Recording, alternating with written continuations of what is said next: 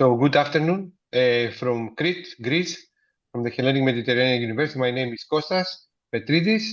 Within the framework of the Virtual Exchange Program Impact, we organize a series of colloquial talks that they aim the promotion of peace education.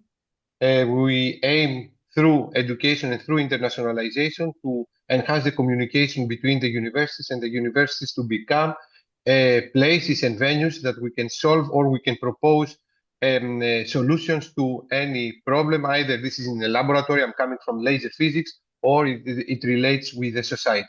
Virtual exchange is indeed for us in Hellenic Mediterranean University and also within the impact community reveals a great potential to expand our network, our collaboration, and also our curricula. We have started to pilot some coils, and I think that virtual exchange is a future for internationalization and more particular for European university alliances as well as a part of this great collaboration. It's a great pleasure today that we host two experts within the topic that we aim through the series of talks. So I'm going to start with ladies first. Dr. Mirjam Kok, she's a senior lecturer in the Department of Languages, academic co-lead for AI in learning, teaching, and assessment in the Open University in the UK. She has a very rich publication record regarding also peace education activities, and she's also a founder member of the UNI Collaboration, which is like a big network of people that they are involved in virtual exchange. She's also a president of the European Association for Computer-Assisted Language Learning, Europol, and the chair of the Language and Culture Expert Community of the European Association for International Education. She serves as an associate editor of the Call Journal and is a member of the editorial board of Recall and LLT. I'm sorry. Now, we are very happy also that Mirjam will be joined by a young researcher, a Bavarian. So his name is Fabian Grenkel, a PhD candidate and research assistant for English language teaching at the University of Regensburg in Germany. Fabian Grenzel has been researching and teaching virtual exchange and its potential to foster education for sustainable development and global education in foreign language teaching context since late 2019. He has an experience working with virtual exchange partners in Brazil, Chile, Israel, Sweden, and Turkey. Now you are going to have the chance, Fabian, probably to expand your network in Argentina as well, as you can see. His virtual exchange project has been awarded with the Teaching Award of the University of Göttingen in Germany in 2022 and the Teaching and Learning Award of the European University Network Enlight in 2023. Currently, his scholarly work focuses on globality, tolerance for ambiguity, controversiality, social justice education, and fostering respectful dialogue, particularly at the nexus of Germany, Israel, and Palestine. Previously, as a part of his backwork in geography, he contributed to the trilateral project management of transboundary rivers between Ukraine, Russia, and the EU. He's a member of UNI Collaboration and the Deutsche, I cannot speak German, so I cannot pronounce the rest. And we are very happy that they are with us in order to share their deep experience and share with us their successes, but also the challenges that they have faced. So today they are going to speak about critical virtual exchange for peace education. So I will provide the floor to Mirjam and to Fabian. Thank you very much on behalf of our community of Impact Project and the rest of the participants. The floor is yours. Thank you. Thank you so much for the warm welcome. And Miriam, I will hand it over to you to get us started. Yeah. Now we can see how we are going to meet all the expectations that have just been raised. No pressure. But as always, we'll do our best to rise to the challenge. And it is going to be Fabian who is going to move the slides. So if we could move, please, to the overview, Fabian. Thank you. So thanks for having us, as they say here in the UK. And I'm very, very touched because there are a lot of familiar faces in the audience, and it is always good to reconnect. On this overview slide, you see our talking points for the next 35 minutes. But Fabian and I would actually like to start by saying a few words in relation to our positionality. I'm going to make a start because we want to contribute to the decolonization of knowledge in the virtual exchange scholarship space in particular. So I am obviously a white female. I'm an academic. I've lived and worked in Germany, the US, and the UK. And my area of expertise is virtual exchange and educational intervention, as you know, also known as collaborative online international learning or telecollaboration in the area of language learning or the learning of languages and cultures where it originates. But it is now a practice that is quite common across the curriculum, particularly since the COVID pandemic. Now, I've been practicing and researching virtual exchange both in the global north and the global south, but I have only recently started to systematically unpick the assumptions that underlie the discourses that are associated with educational technologies and their application, and virtual exchange being one of them.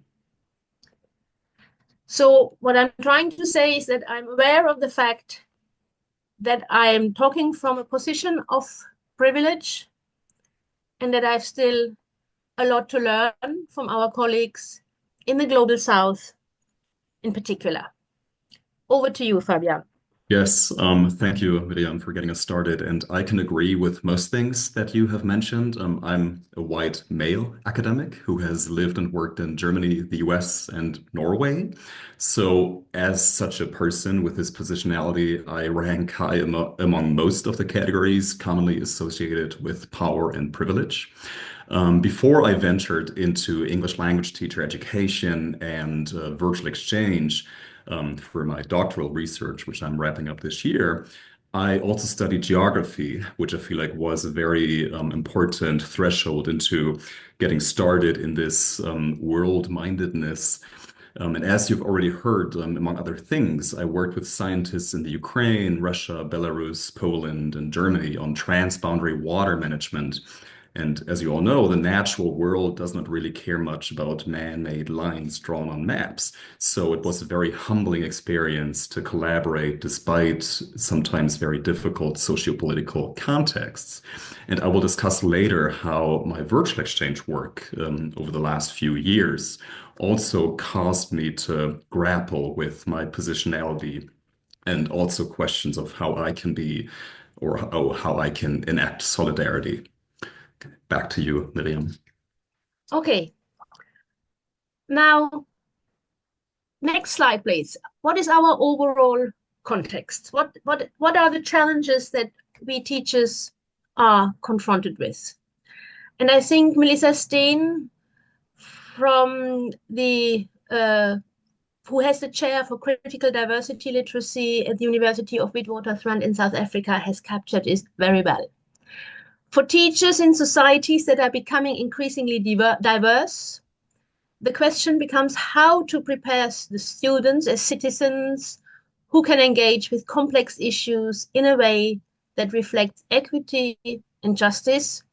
And Fabian and I would like to add to this today, and in a way that promotes peace. So how can we best prepare our learners for agentive, for equitable and inclusive and peaceful engagement in these complex societies and environments? And unsurprisingly, virtual exchange is increasingly being proposed as an educational intervention that can assist teachers with tackling this challenge. And because we weren't sure whether you are all familiar with virtual exchange, we have on the next slide a short introductory clip to virtual exchange. Over to you, Fabian. Exactly. In the PowerPoint, it did not work just now, so I'm going to switch to the prepared YouTube window. And now please enjoy the short video. As teachers, we want our students to be able to grow within a complex and rapidly changing world. How can we help them to achieve the best employment opportunities while developing themselves as human beings who are respectful of others? Research has identified a set of competencies which are key to reaching these important goals.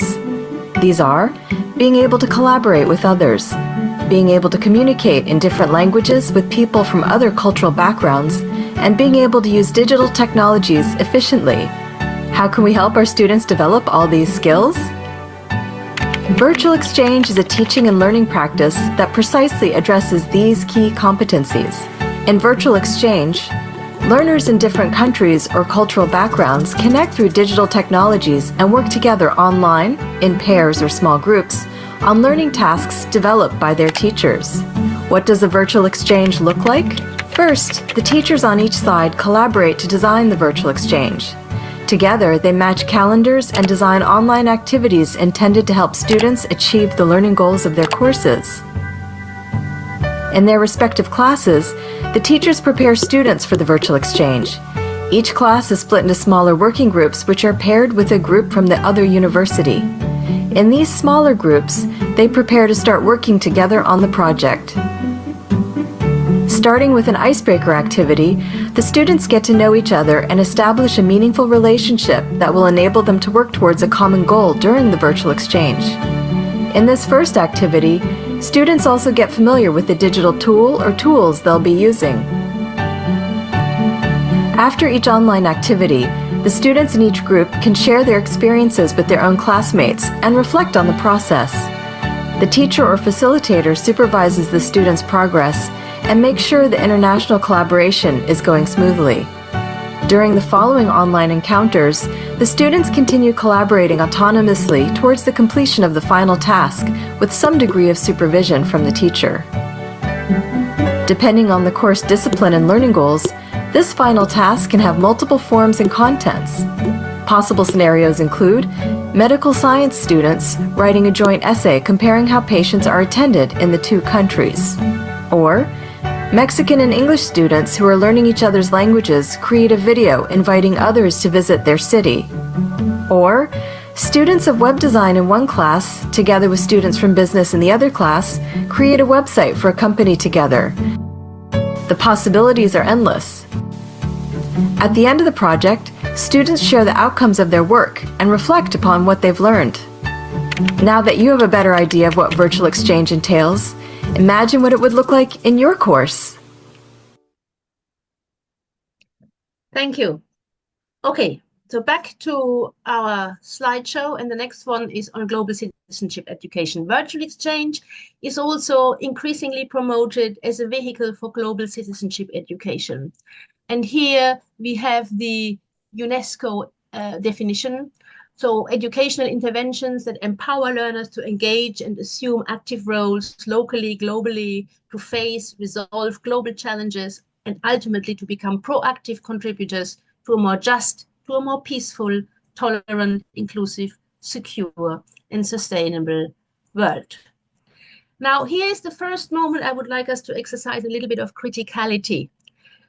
Scholars like my colleagues Sharon Stein and Vanessa Andreotti, whose work is grounded in critical pedagogy and post-colonial theory, explicitly questions such common understandings of global citizenship education because of their focus on self-improvement and the development of leadership skills to save the world, rather than tackling the economic and the cultural roots of the inequalities in the way power and wealth and labor are distributed globally. They explicitly challenge hegemonic discourses, the masking of global complexity, and the perpetuation in education of colonial ideologies. And they encourage us, and we encourage you, today to think otherwise. Next slide. They promote a critical approach to global citizenship education that has notions of power, of voice, and difference at its core.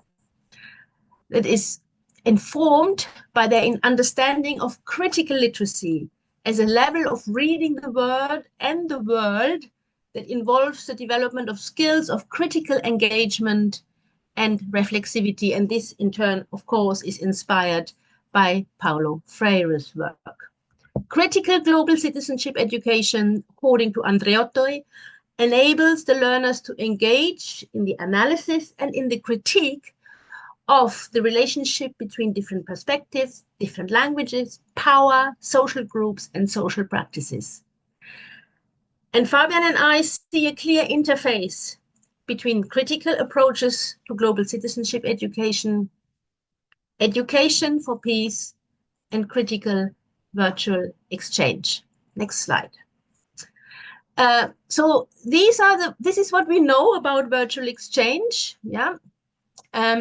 Let's just zoom in on the last three, that it can prepare for, it can deepen or extend or even imitate physical exchanges, that it prepares students for the globalized digital workplace, that it promotes transversal skills like problem solving, curiosity, openness, teamwork, conflict resolution.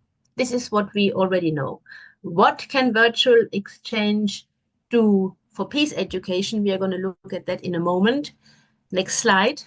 Because we also know that virtual exchange practices are still often things that are available only to some students, only electives in programs, that internationalization at home through virtual exchange is not by default equitable and inclusive. In fact, it can reproduce, can create new digital inequalities, can reproduce existing exclusion, and it is prone to Western hegemonies and colonial approaches. So, I mean, there are many factors that come into play: the teaching partners' academic positions, the linguistic competence of the teachers, the students, the hegemony of English is a big problem. Although the Global South is addressing this, and I'm happy to see this, there can be institutional constraints, there can be geopolitical challenges, you name it. And this is why, next slide, I have come up with a framework for what I have termed critical virtual exchange. These are the pillars, so the elements of critical virtual exchange: the explicit use of low bandwidth technologies to address access issues, then exchanges that specifically target student populations that are normally or traditionally underrepresented in study abroad or internationalization at home. These students tend to come from low socioeconomic backgrounds. An alignment of virtual exchange project work and project outcomes where possible with the United Nations Sustainable Development Goals, and the inclusion, again, where possible, of local outreach activities where the students work with local businesses, NGOs, non-profit organizations, charities, as part of their virtual exchange projects, and bring that knowledge into the exchange. And more recently, I've added another element, that is the systematic integration of trans-languaging approaches. Yeah, so we are not talking about code switching, we are talking about trans languages. And not only in exchanges where the focus is on the learning and teaching of languages and cultures, but translanguaging, meaning that they can draw on all their linguistic resources, but also on all the meaning-making, the semiotic resources that are available online. Images, auditory input. So any mode to make meaning can be used for the exchanges and the project work. So this, of course, means that we have to promote multimodal communication, and we have to train the teachers also in multimodal communicative competence. And for us, promoting translanguaging means fostering positive attitudes also towards multilingualism and, as I said, multimodal communication, and should be, in my view, a defining characteristic of critical virtual exchange. Next. So critical virtual exchange, then, I see it as an instantiation of critical global citizenship education, as it has been framed by Andreotti, with these notions of power, voice, and difference sitting in the middle, and requiring critical engagement, reflexivity, unlearning, and relearning. I see critical virtual exchange as a vehicle for action, for public engagement, for socio-political change. And I want us to address in our virtual exchange work social justice, inclusion, coloniality, both at individual and institutional level. And of course, this is where the peace education dimension comes into play. What is pedagogy for peace education? It is about peace building in schools and universities and society through relationship-centered approaches that are also at the core of successful virtual exchanges, about enabling people to express their experience and to help communities to heal from the effects of harm. You will hear more about this from Fabian. It is about amplifying practices of compassion, of tolerance. It is about restorative justice. Again, Fabian will pick that up. And global citizenship. Here is the overlap. It is a pedagogy of compassion, and I think we should have more of this pedagogy of compassion explicitly in our critical virtual exchanges. For that, we need to rationalize our practices explicitly. We need to explain it. We need to tell students and teachers why this is relevant, specifically for students who are from different cultural backgrounds than our own. And it's about developing learning activities that ask students to experience diverse perspectives for themselves. And the next slide, a big and important element of peace education is restorative justice. That is about assuring justice when conflicts among learners arise. That does happen in virtual exchange. Those who are familiar with this educational intervention are familiar with the challenges that can arise. But it is also about restoring healthy relationships after an injury or offense. And you will hear more about this from Fabian. It is about helping the individual and the community to heal in school and beyond. And it complements efforts to recognize institutionalized inequity and unearth institutionalized inequity.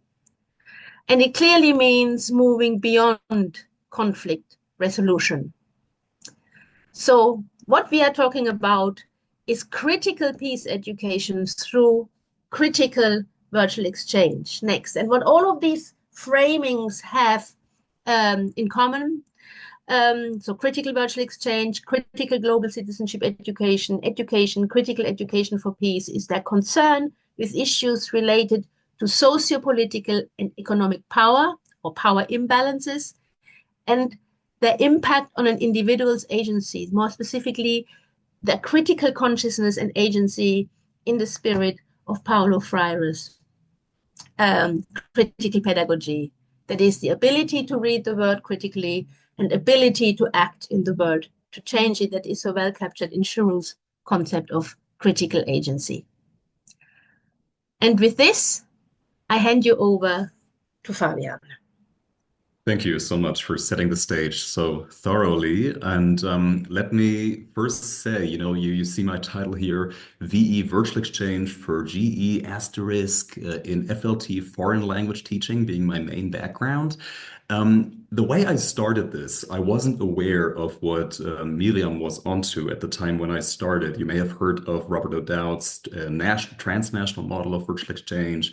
Again, my background in geography, global education. I thought, well, we need to use VE to talk about global issues. And then over the course of my work, I realized, well, this aligns quite nicely with what Miriam has been talking about for some time already. And I feel like it's always a nice experience in science when you realize that people in different places come to similar conclusions. Now, diving into it, I want to introduce you to a situation that I was and my students were confronted with in our second virtual exchange project. And I'm going to introduce you to how the project works afterwards. Now, this was a report by a student who participated in this multilateral. It was 4 different locations, 4 different countries. I was aware that my worst nightmare is a reality for very many people, but it was far away and I could suppress it. I see intelligent women sitting in their apartments while the neighboring village is being bombed. If we look at the past few years, this quote can unfortunately stem from a number of contexts across the world. There is regrettably no shortage of armed conflict. However, what matters, what's important, and something that I've wrestled with in the context of global education is that context is key. And this is also why I do like the concept of locality, that we try to account for the local specifics of the different people and places we connect through virtual exchange. So some questions that arise here is, where are they located? Who are they? How may they be connected through history, through diplomacy, relationships, family ties, etc., etc., etc.? And of course, this being a situation that was distressing to someone, how do we deal with that? How can we basically catch those students who are in these situations and hopefully contribute to repairing relationships? And when I started out with my virtual exchanges, again, the main idea was to talk about global issues in the context of English language teaching, because English is a global language. But we noticed, as Miriam has shown us, that you do stumble over these controversial situations, the difficult topics, the tough things. And we shouldn't stop at those, but rather try to find ways to keep talking. Now, what we did generally was we had transnational teams, always from at least 3 different places, all of which are or were pre-service teachers of English as a foreign language. They compared, analyzed, and negotiated 2 things, both their ideas for good English teaching, so the professional focus, something you've heard about in the video. For example, do we do a lot of direct grammar teaching or task-based language teaching, etc.? And at the same time, they were asked to think about, within the context of the Sustainable Development Goals of the United Nations, of issues, global issues that they can connect to their local contexts and that matter to them personally, or maybe because they are affected by them, or because they're just very interested in them. Climate, the climate crisis, gender inequality, sustainable transportation being just some examples. The students could choose from the 17 SDGs as the framework. And then together they designed something based on a colleague of mine in Germany, Wolfgang Hallett's complex competence tasks. So finding ways to account for the complexity of real world situations within language learning tasks and combining the different perspectives of all the students involved in that and seeing that as a resource. And now, again, using English because of its status as a world language. What we have done so far is we have done 8 semester-long exchanges, so over the course of 4 years in total. And you can see we have worked with universities located in Sweden and Germany, myself in Turkey. I'm also glad that one of my colleagues is present today, in Brazil, in Chile, and in Israel. And the students overall, the task was you can design sustainable development goal focused English lessons. You can collaborate transnationally and talk about global issues. You can change and coordinate perspectives. And also through doing that, through the experiential practice, you improve your foreign language skills, your cultural competency, digital competency, etc., etc., etc. And of course, you should reflect on what you're experiencing in those exchanges. I want to stress here, in the spirit of what Miriam talked about when we talked about decolonialization, we deliberately thought of only, at least for the time being, working with non-native speakers so as to account for all of them talking in a shared target language. Of course, there's still differences in language proficiency, but still they all shifted into their English persona, so to speak.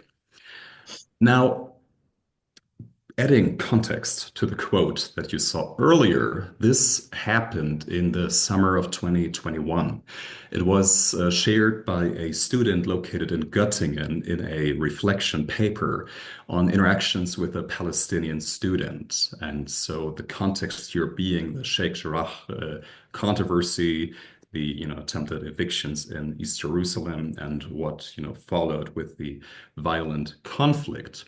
And the student did experience Zoom calls with explosions audible in the background, and the student they were talking to in distress.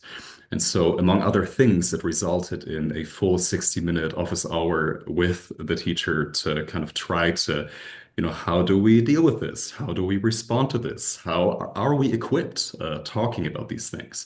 And this just being one of the tough topics that occurred. They just, popped up through the authentic experience conversations we had. They also included, but were not limited to, having children out of wedlock and the consequences of that, being ashamed of flying because of its negative environmental impact. Yeah, the concept of Flugeskam in Swedish, and investigative journalism, and whether that has a place as a topic in the classroom. Now, we, and then I in my doctoral research, have been trying to find through design-based research measures and design principles of how we can basically catch students and enable respectful discourse on controversial issues. And I want to talk about three selected things. There's a lot, and again, I will publish a lot more later this year. A background from Germany, the Beutelsbach Consensus is something I will talk about. We'll talk about raising awareness and fostering ambiguity tolerance, and measures for constructing or co-constructing brave spaces. And I added last minute, because yesterday I heard a talk from a dear colleague, Silke Braselmann, where she said, when it comes to the selection of the texts and materials we include in our classrooms, we should amplify marginalized voices and oppressed perspectives, create and use multimodal, multi-perspective, and accessible material. And this is something that did mirror what we tried to do. Now, the Beutelsbacher Konsens, let me, in the spirit of locality, share some German history basically with you. Because in Germany at the moment also, given the political climate, we sometimes hear teachers say, I have to be neutral. I cannot, talk up or speak up. That's not true. The opposite is the case, actually. And it has been the case since 1976, when in Beutelsbach we had this conference where they tried to find a consensus of how we deal with controversial issues. And this can act as a framework within which we place ourselves. In German, you know that Germans like to be concise. We call those Überwältigungsverbot, Kontroversitätsgebot, and Lernedeninteressenorientierung. In English, what they mean is, first, matters which are controversial in scholarship and political affairs should also be presented as controversial in the classroom. And so accounting for the breadth of controversial opinions on a given topic. At the same time, of course, I, as a teacher, am prohibited against overwhelming the student. Yeah, I cannot push anything. There's a ban on indoctrination, of course. But also, third, we have to give way to the personal interests of the students, yeah, and give them this opportunity to engage and find ways to act in their interests. So this being one thing we remind our students of, this is something you can do and you should do. Secondly, because some of these controversial situations can be paralyzing, we remind them of the concept of tolerance for ambiguity. And there are some scales that you can do as self-tests. It's a construct that essentially captures the tendency to perceive ambiguous situations as desirable, with ambiguity defined as stimuli perceived as unfamiliar, complex, dynamically uncertain, or subject to multiple conflicting interpretations. Now, in the context of the controversy we talked about earlier, the situation in Israel-Palestine, some things that we have been trialing is introducing our students to the Dual Narrative Education Center, which tries to provide different perspectives on a variety of topics and exploring those and trying to negotiate what are the different viewpoints and realizing that multiple things can be true at the same time. But also, again, me being a language educator, I also introduce my students to literary works in English, including, in this case, Colin McCann's Epiragon, which focuses on two people who actually exist, two fathers from the parents' circle who both lost their children to the conflict and who are now trying to heal through dialogue. So using those literary works as a means of exploring a multitude of perspectives. And now Brave Spaces as basically a development, a further development of safe spaces as a concept. So instead of simply agreeing to disagree whenever there is a disagreement, you try to have controversy with civility, yeah? Allowing people, everyone, to speak up, to share their point of view, and to elaborate how they come to that conclusion.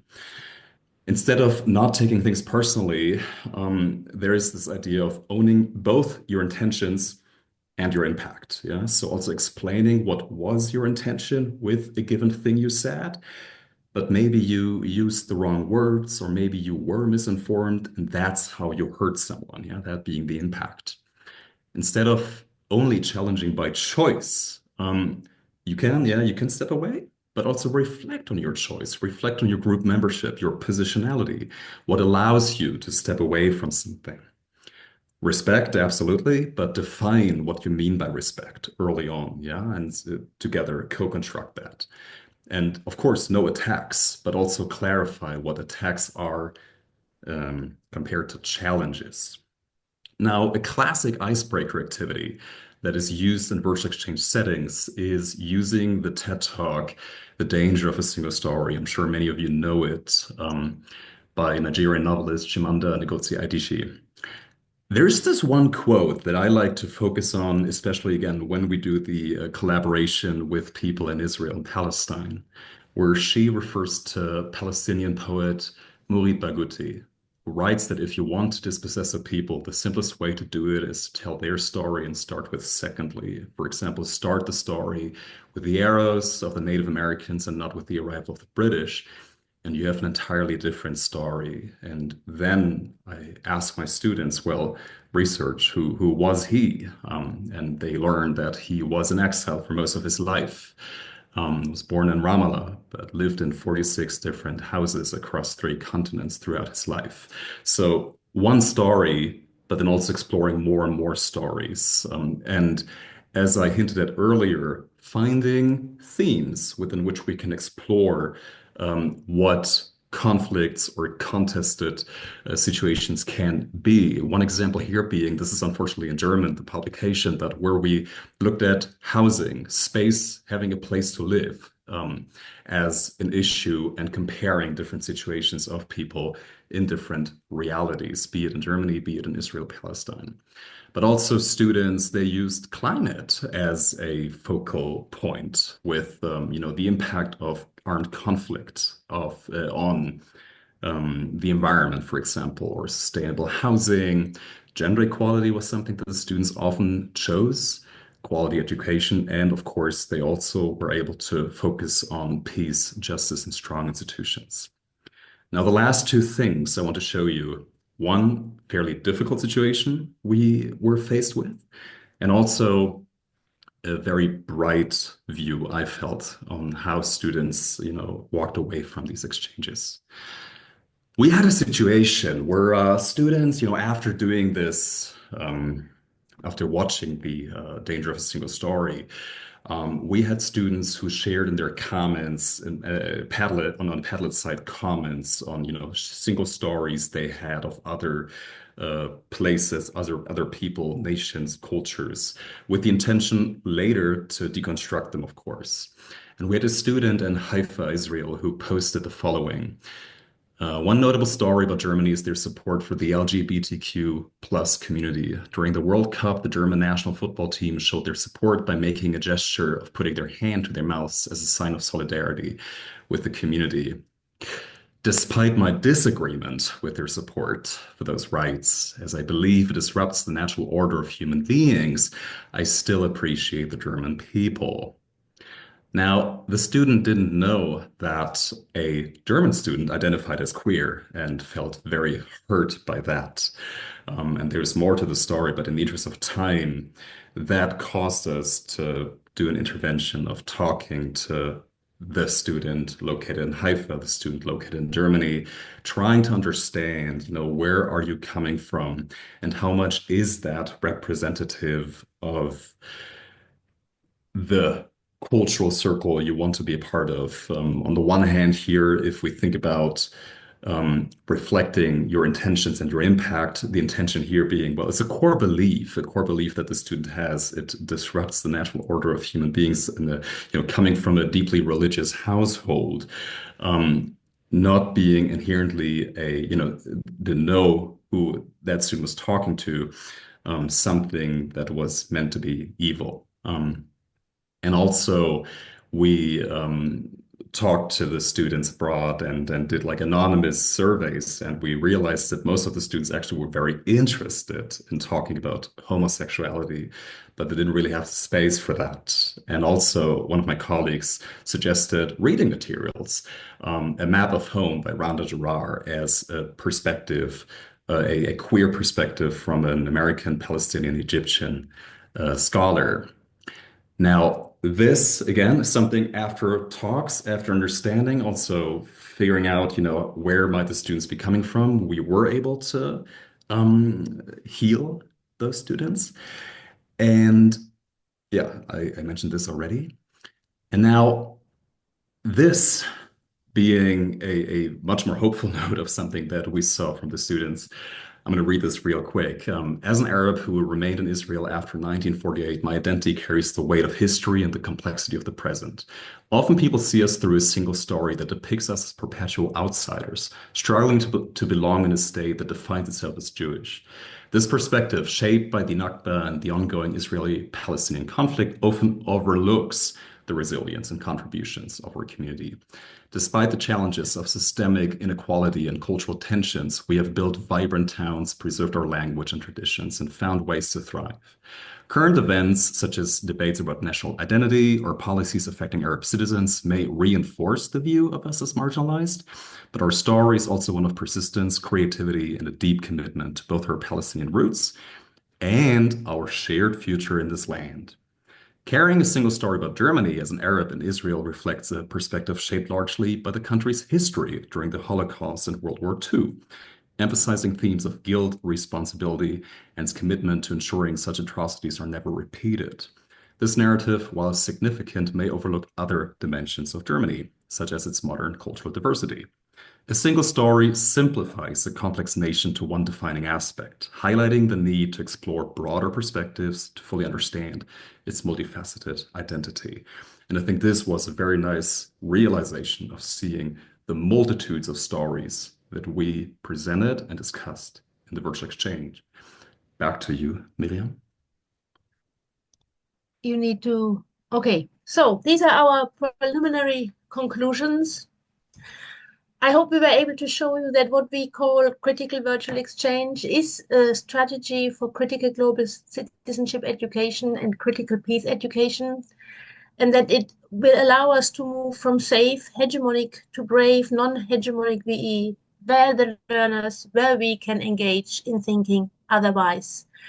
But I also hope that we were able to show that this can actually create new legacies based on an understanding of research as living knowledge. So praxis knowledge that connects the lived experiences on the ground by the students, by the educators, by everybody involved in critical virtual exchange, connects that with the body of global critical knowledge in global citizenship education. And of course, we should now add peace education, that it can effect real change locally and globally through the students' CVE projects, and that it can instigate transformative change at individual at institutional and hopefully potentially also at educational policy level.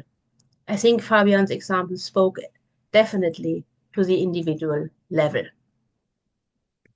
Exactly, and allow me to share a few more thoughts on this. One, again, talking about positionality with students located in Germany, we realize a lot students being unsure, uncertain. They said it's too complex, historical responsibilities. How do we talk about these things? And I think what we talked about showed that transformative education can be uncomfortable, often inherently, because it does challenge privileges and value systems and even identities, our core. That's a very uncomfortable situation. And so it's something that has to be guided. Yeah, it's got to be mentoring, guided mentoring. But good faith discourse with individuals also can be difficult as it requires specific sets of knowledge, of skills, of attitudes, and being willing to be in those situations. Some methods and didactic frameworks can help to cushion that basically. And it can lead to rich learning opportunities through curious and reflective engagement. And I believe that English as this lingua franca and a world language has this responsibility of also taking that into account. And lastly, you see here this theoretical continuum of what, in this case, global education can mean. On the left side, students to be competitive in a global marketplace. What we subscribe today to was much more on the right-hand side, the fundamental reevaluation of the content and purpose of schooling in line with a transformative vision of education in a planetary context. With that, thank you, and we're open to some questions. Thank you very much, both Mirjam and Fabian, for this excellent presentation. If you can share also the transparencies, it will be very helpful, particularly the bibliographic references that you place at the end from my perspective. And now is the floor for questions. I have a couple of them. And of course, you should excuse my questions since I'm coming from a different discipline. Probably they are very naive, but I would like to ask them. So if there are any questions, let me check the chat. Otherwise, please raise your virtual hand and you can ask the question directly. I will start the discussion then. Okay, let me check because I have a comment from my colleague, Professor Samia Zaid from the Western Galilee College in Israel. It is obvious based on the quotes from the students that their English was high level. How is it possible, and within parentheses, what intervention is needed to facilitate this discussion with average level students to ensure equity? Yeah, can I say something? Can I come in? Please. I mean, the questions to you. Yeah, but this is where generative AI will come very, very handy, and machine translations. And I also think that critical virtual exchange is a very good space to teach critical digital literacy and critical AI literacy skills.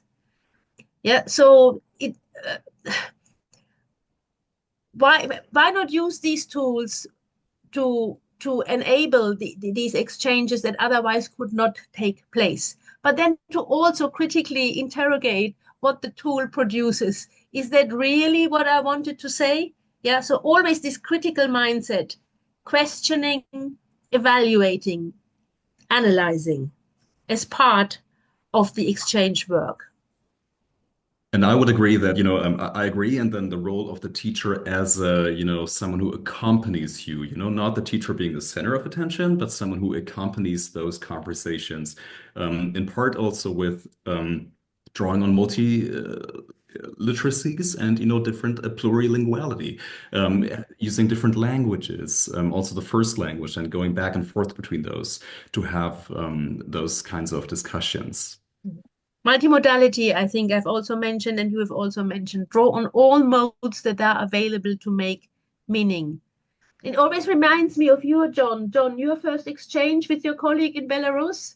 They couldn't speak Russian, one side, the others couldn't speak English, and they produced these amazing clips, mashup of different modes and media, and they communicated with each other through those clips. Have I represented that correctly, John?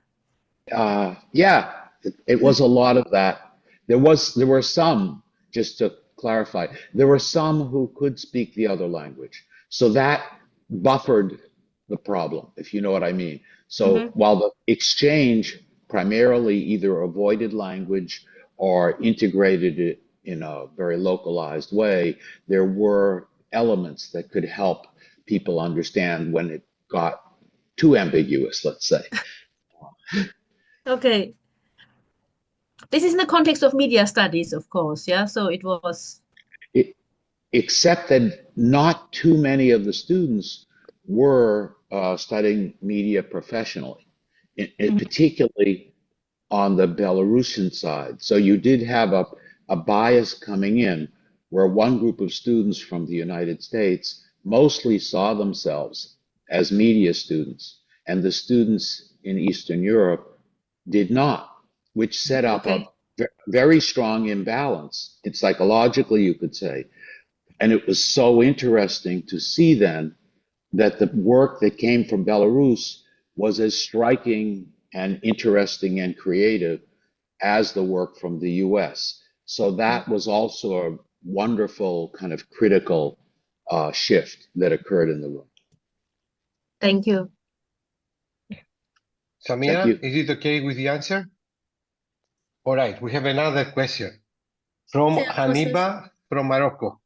Samia was just about to say something, no? I'm Samia? sorry. Yes, Kostas, thank you for the presenters. I was thinking about another issue about having enough background, is because if we think about diversity and immigrants and the students traveling to different countries and not taking their history with them, meaning not having enough knowledge about their history and background, would that affect their productivity, their engagement in discussions? Yeah, I can make That was I was thinking about. Yes, and it's absolutely right. It's something that, we keep thinking about and, trying to find answers to that. Of course, partially it is identifying good resources that students can use to read up. In immediate situations, we also said, well, just listen to the people you're talking to and then use that as a resource, and have them try to maybe provide some materials, but then also, of course, the teacher has to have this job. It is part of the job of the teacher and teaching materials and resources, but it is very, very challenging. But it should not lead to not talking at all. Okay. All right. So let me go to the next question in the chat from Haniba. She's a teacher from Morocco, if I remember well from the previous discussion in the chat. What strategies can be employed to bridge the digital divide and make critical virtual exchanges more inclusive for participants in the global south?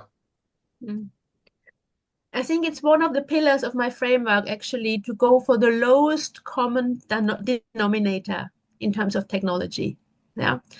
There's this temptation because there are a lot of fancy tools out there that they become the determining factor of the success of the exchange. It really depends on what you want to achieve, on your learning goals, on the students' learning goals, but mostly very, very simple applications that don't eat much into your bandwidth do the trick, or you can make them do the trick. But the starting point has to be what is accessible to those with the lowest bandwidth. And from there, you take your decisions. I hope that Haniba is satisfied. Otherwise, Haniba, you can insist with the second question in the chat, or you can switch on your microphone. But I'd like to give the floor to Mohammed because Mohammed raised his virtual hand. Mohammed, the floor is yours. Hello everyone. I hope you are doing well.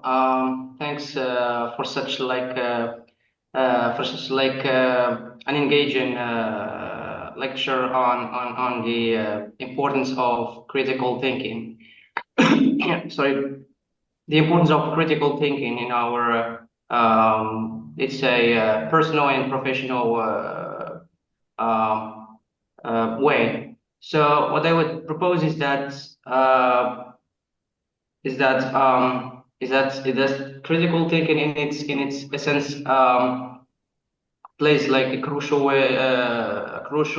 role in like analyzing what's going on in our modern societies. So it comes to navigating our perspectives on the area of digital literacy, let's say. That is nowadays we are encountering this like such troubles when it comes to posting and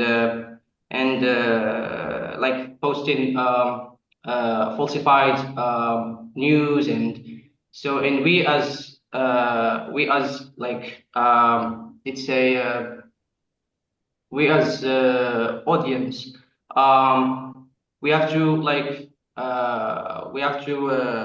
let's say correct and try to find such like it's like going beyond the let's say beyond the how can I say it? It's like beyond the what's the adjective? It's like going beyond the false and trying to like to prove certain evidences that would sound like more rational and like logical to anyone who is like striving to make sense of like of any information can get from the let's say from the media outlets, right? So this is it's more than just critical thinking, though. I think I hope we were able to communicate. It's about critical agency. Yeah. yeah. So It's yes, about unearth biases, assumptions, but then what do you do with that? What once you know what you know, what is the what is how are you going to put this into practice? And what we are saying is that critical virtual exchange is a good way of putting it into practice, a good way to walk the talk. yes. Yeah, it's like it's like as if there is like an agency, the one who is like who tends to post any false like news on the media outlets. Like he is he pretends, let's say, he pretends to like to brainwash or yeah, brainwash the minds of the illiterate people, because as the saying goes, the more knowledgeable you are, the more you become you have the power to or the capacity to analyze what's going on around you. Yeah. And I think So that's, yeah, it's about knowledge. Knowledge is power. It is. And I think, with virtual exchange, it can have this, kind of democratic element of connecting you to people in specific places and to get those, very direct perspectives and the input from there. But of course, we are in a time where, we are constantly bombarded with media through various channels. It's difficult to assess, the veracity of content. So the critical lens and an agency, as Miriam put it, is something we need to develop more. Thank you. I have a couple of questions, regarding the peace education now. So I would like to ask you, when do you consider a virtual exchange action or a program as a successful action for building peace education? This is my first question. And my second question now to Fabian, because I was impressed by your results that you bring Palestinians and Israelis together to speak, how this has been changed since the 7th of October and how all these models have failed or they cannot fail in order to predict a successful virtual exchange. Because for me, from my experience, I'm not coming, as I told you, from the language science, but by piloting virtual exchanges, now I'm facing the following attitude: you or me, and not you and me, that I suspect that education should be. So what is a successful virtual exchange for building peace education? What are the criteria that we are using? Yeah, this is about the measuring, the assessment, the measuring. I always say if we achieve shifts, emotional and psychological shifts in the learners that cannot be measured with rubrics for sure, then we achieve a lot. And we achieve already very much when after an exchange, and that doesn't just go for peace education, it also goes for all the other foci as well. If a learner comes out of it and says, I have actually found out a lot about myself and about my context and about how I approach interpersonal, intercultural, any other kind of challenge, then we have achieved an awful lot. We shouldn't touch it with rubrics. I have great difficulty with people who want to use rubrics to assess the outcomes beyond the tangible outcomes in virtual exchange. I'm talking about the psychological, the emotional development of the learner. Mirjam, can I countermount on this? Can I say something on Sure, this? sure. I agree with you, but I will give you another example. I'm happy, I'm learning, I'm open, I'm listening. I can realize that no one is a monster. I follow, you are asking me beyond rubrics and say to you, I have changed my mind. I have been more inclusive and more open. And then after the virtual exchange finished, I'm going back to the mosque or to the synagogue. And then the society, I'm afraid to say, this is not like this. It's something different. And then the perceptions, whatever exists, they will attack and they will say, you are wrong, you are a traitor or whatever. How do you, then I'm going to change again. And you are going to ask me without rubrics. I say, I don't know. How do you face it? Well, I think it's also about building resilience. Okay. And we have to bring that to the fore. We cannot expect that these things happen by the by. We have to bring the fact that resilience building is an important part of it to the top of the agenda when we introduce our students to virtual exchange, when we tell them why it is a good idea to engage in virtual exchange. We need to bring exactly these dimensions to the fore. Everyone talks about intercultural communicative competence.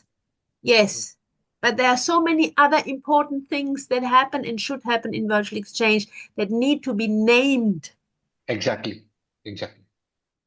Sorry, Fabian, I took over. Oh, no worries. Yeah, no, I can add, and also with your specific question, because I feel like one thing we also should keep in mind, it's, sometimes maybe very presumptuous to think like that intervention is going to be enough to, get them to be peaceful.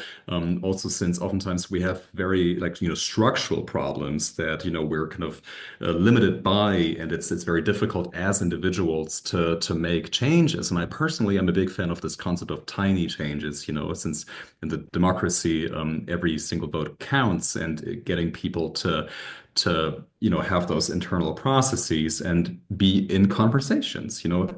There's this one beautiful quote from this book that I mentioned earlier. It won't be over until we talk. And we just need to keep talking in good faith and try to do that. Specific to the question, it was very interesting because in 2021, we felt this, whoa, this is very difficult. We don't know enough. And then, as people, positionality in Germany, how do I handle this? You can see this right now also in Germany, where many people are really afraid to just say anything because they say it is very complex, and it's often true. And I'm not informed enough. However, so back then what we did was we tried to reduce the workload and just encourage students to talk. Use this as an opportunity. Listen, talk, and you don't get to talk to people in those places that often. One of the beauties of virtual exchange. Exactly. On the other hand, now, I did 2 exchanges last year, basically, and it was never the main focus. Yeah, I want to stress this because, with this consensus I talked about, I don't want to push this on students. I can't push this on students. But what we try to do is we encourage and show them different avenues. And what we've seen partially is that students deliberately chose last summer this SDG 17, peace and strong institutions as the focus because they felt, well, this can be a way of talking about it. Or, again, the lens of climate impact and just using that as the focus. Yeah, not trying to get into the whole sprawling thing, but just that conflict is also very bad for the planet. And I have a however, question, please. Wait, just a moment. Ostrat, let Fabian finish, and then I will give you the floor. Okay? Sorry. yeah, Thank yeah. you. Just one more thing. We're partially, of course, some students were afraid and were like, I don't really know how to handle it. And that's fair. That's okay. And in some cases, they were then surprised, well, we're just having good conversations about other things also. Yeah. And because this point of just reducing people to any one thing, I think that's something we need to combat as well and seeing the pluralities in all these people. I think that, in order to add, and I will give the floor to Ostrat immediately, I think virtual exchanges, by listening to you, also offer, this inclusivity and probably, at the same time that you engage individuals for global challenges, whatever they are. Peace education is one aspect. We need, through the virtual exchange to engage all the society. I mean, people that they work for the cities. And this is very something that all the universities, they need because they need to engage the civic engagement of the universities, one of the must, especially in Europe, that we would like to prioritize. And I think virtual exchanges can play this role at the same time that you discuss and people communicate and realize, but not with rubrics, but rubrics they will come later on. When all the society will come, then probably some things will change in a long period of time. This is like how I approach it, by listening to you. Let me give the floor to the colleague, Ostrat, from the Western Galilee College. Ostrat, the floor is yours. Thank you. Sorry to interrupt you earlier. You say always that you believe, you understand that you don't know enough, or the students understand that they don't, but I think they believe enough. How can we get them to the point to realize that the reality on the other side is very much different? That's my question. The task design issue, no? I mean, Fabian, want to talk about this? Can you, because it cut off for me for a second. How do the students get to the point that they realize that the other side sees things differently? I mean, I hope I have understood you correct. Okay. Yes. This awareness, the moment of awareness, how Right. do we get to that moment of awareness, I think, is the question. Absolutely. That's the task design. We do the 3 steps of, so the first thing they do is they do a number of these icebreaker activities. So including the constructing stereotypes, what do you think you know of the people, of the places, of the cultures, then deconstructing that through the direct conversations they have. So every week they do video calls, they write emails, they're on Moodle platforms. We also do these activities mapping your cultural orientation, where they think of, what is my focus on? Do I need to be on time always? Or, as long as things happen, I'm happy, stuff like that. And comparing those aspects of who they are, their identities. But then we also confront them with the Sustainable Development Goals. Yeah, and we say, well, these are goals that the UN suggests as, where we should be going. And we provide some suggestions, but with the students also just, try to find their own interests and then negotiate. And that's usually when they realize, Well, we have very different local contexts and realities, and we are affected to different degrees. Again, people in Germany, it's usually different than people who are more affected by climate change, for example. And so those situations then. And then being required to design something coherent, that oftentimes is this, where then friction sometimes takes place, and they look for, what is something that I do want to include so that my perspective is included. Yeah, and so consensus finding, not always successful though. Thank you. Thank you. I hope, Osrat, you're satisfied with the Yes, answer, thank no? you. Okay. So as I can see that, people, are ready to go. We had, a discussion more than almost 1 hour and 20 minutes. I would like to thank the speakers for their contribution, for their patience to respond to our questions, the audience for the participation, and also for the questions, those that they have placed the questions in the chat, but also to directly to Mirjam and Fabian and Mirjam. I would like to wish you to have a very good night, and we are going to continue our discussions on the 23rd of January.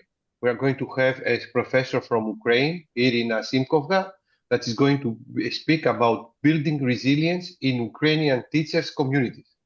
So this is very much related to what you have presented, Fabian and Mirjam. So we're going to renew our date on the 23rd of January at 4 o'clock CET. You will receive an email, and you are more than welcome to join and continue this discussion through our community. Have a nice night and stay safe. Bye-bye. Thank you so much for this opportunity and for the Thank you. Bye. discussions. Our Thank you honor. very much. Thank you very much. Thank you, Bye. guys, and see you in the upcoming lectures. Bye, Mohammed.